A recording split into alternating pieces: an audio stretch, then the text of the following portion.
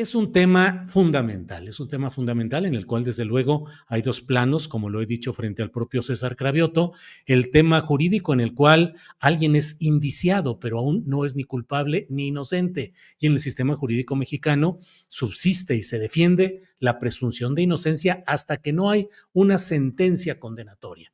Pero en lo político hemos dicho una y otra vez el rechazo y el repudio a estas prácticas conocidas, vistas, a ojos vistas, de toda la serie de corruptelas que han caracterizado a esta pandilla encabezada por Santiago Taboada, como candidato a gobernar la Ciudad de México. Para continuar con el tema, porque hoy se publicó un desplegado, un comunicado, lo tenemos por ahí, un comunicado firmado por periodistas, intelectuales, ciudadanos en general. Ahí está del propio César Cravioto, que dice: hoy diversos medios han publicado este manifiesto. Es un manifiesto en defensa de la libertad de expresión y en él se señala y se rechazan las intenciones de Taboada y del PRIAN de censurar y prohibir el hablar sobre el cártel inmobiliario. Uno de los firmantes es Pedro Miguel, articulista, escritor, a quien me da mucho gusto saludar en esta ocasión. Pedro Miguel, buenas tardes. Querido Julio, ¿cómo estás? Bien, Pedro, aquí en la batalla dura por esta situación electoral y política ideológica trascendente en la Ciudad de México. Este desplegado que firman varios, entre ellos tú, pues me parece que pone el dedo en lo que es algo esencial, el cártel inmobiliario. ¿Qué es lo que pretenden silenciar Taboada y su grupo político, Pedro?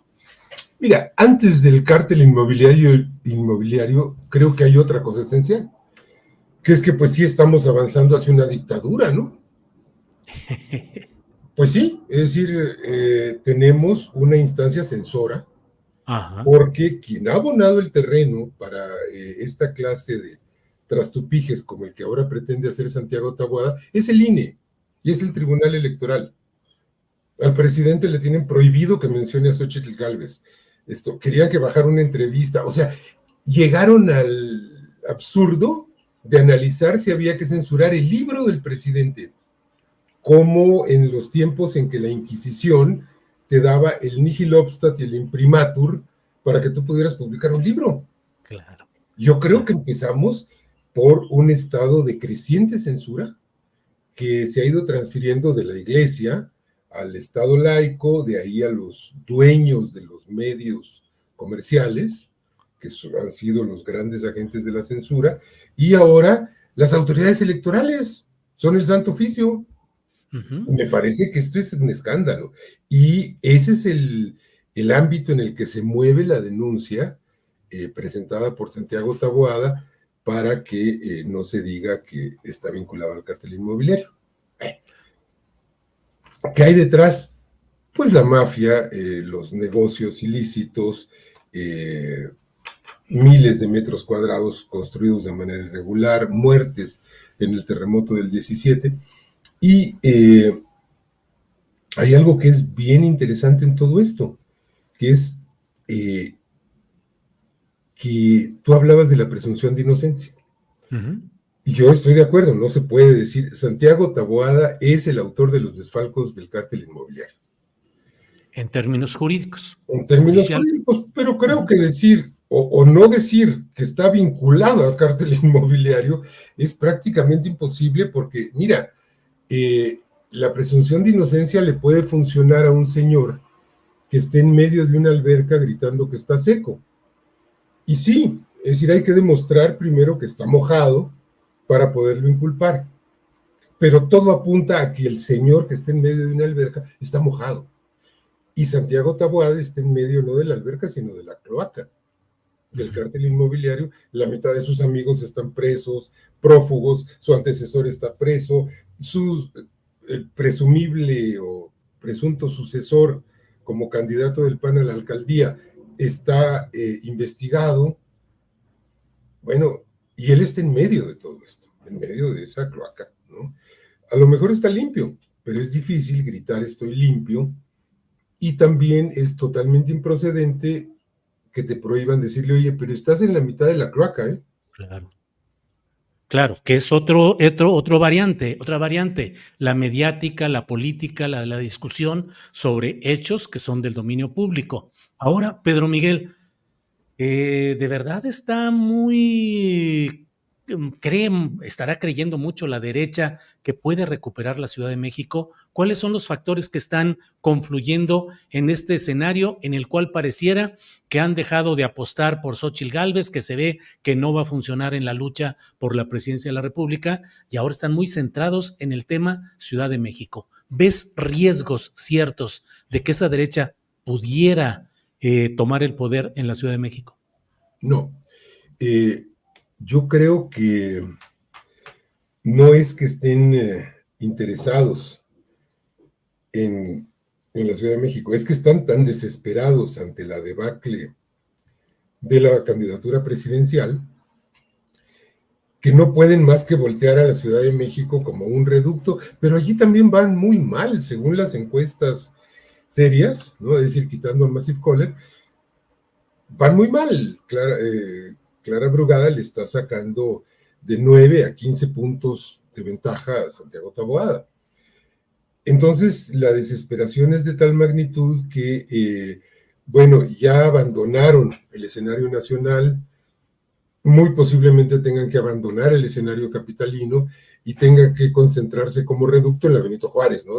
Y decir, de aquí no nos sacan, ¿no? Uh-huh. ¿Qué podría pasar para que el PRIAN ganara la Ciudad de México? Pues no sé, me preocupa que apuesten a la desestabilización, me preocupa que apuesten a cosas más sucias aún de las que ya han hecho. Me preocupa el manejo que han tenido de la contaminación del agua. Un pozo se contamina en la alcaldía Álvaro Obregón, afecta a la Benito Juárez.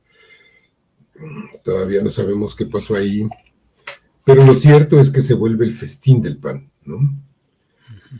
Me preocuparían actos de sabotaje, me preocuparían campañas de, pues ya no de miedo, sino de terror, ¿no? Porque, bueno, pues la matriz de Felipe Calderón, que es pues el antecesor en el gobierno de estos mafiosos actuales, pues fue el terror, fue sembrar el terror, fue sembrar el miedo.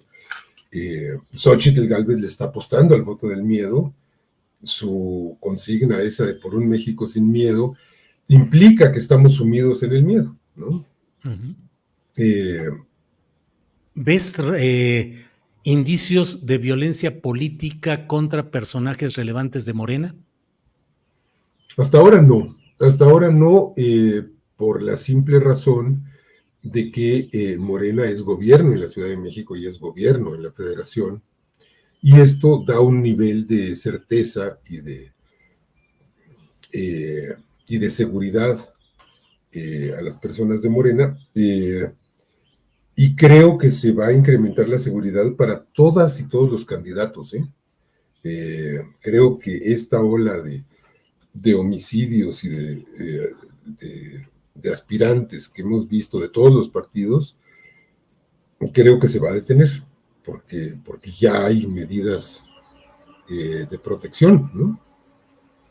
Entonces, lo veo muy difícil en la Ciudad de México, es decir, sería muy difícil montar agresiones sin que los autores intelectuales pudieran zafarse. La ciudad está llena de cámaras, hay policía, etcétera. Lo veo muy, muy difícil. Tendrían que llegar a un nivel de desesperación lindante con la estupidez para hacer algo así.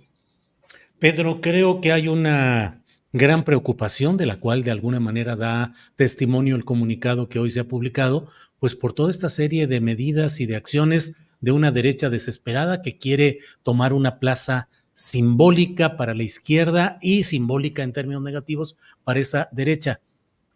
¿Qué recomiendas frente a este tramo final en el cual pareciera que pueden concentrarse las peores intenciones de una derecha desesperada ante resultados electorales que apuntan a ser negativos para ella? ¿Qué hacer?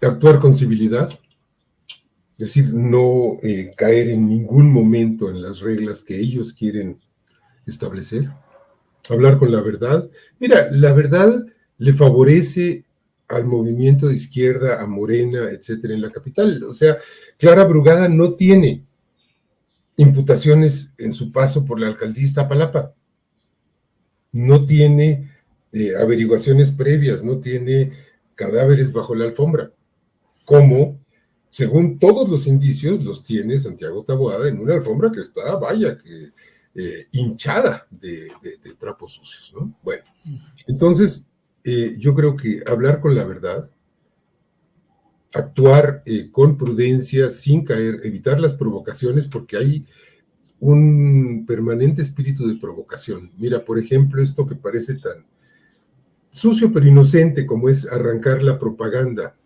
de Morena y de Clara Brugada por las brigadas de la Miguel Hidalgo, de Benito Juárez.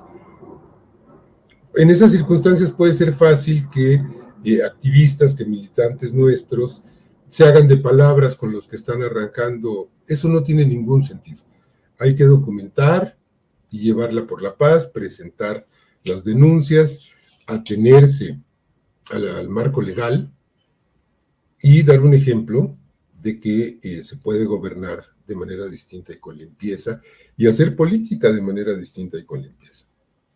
Bien, Pedro Miguel, pues gracias por esta entrevista. A reserva de lo que desees agregar, agradecerte esta oportunidad de platicar, Pedro. Pues que a pesar de todo, querido Julio, creo que vamos a ver una elección muy participativa y en muchos sentidos ejemplar. Es la primera elección en la que no está gobernando ni en el ámbito estatal ni en el federal un partido que ha sido víctima de los fraudes electorales. Un movimiento que ha sufrido la usurpación, el despojo, etc. Entonces yo creo que va a ser una jornada que nos va a permitir avanzar en la democracia. Si el INE y el IFE, digo el TRIFE, no siguen empeñándose en obstaculizarla con medidas inquisitoriales y a todas luces antidemocráticas, como lo es la censura y como lo sería desde luego una aberración como prohibir que se haga referencia al cártel inmobiliario vinculado con Santiago Taboada.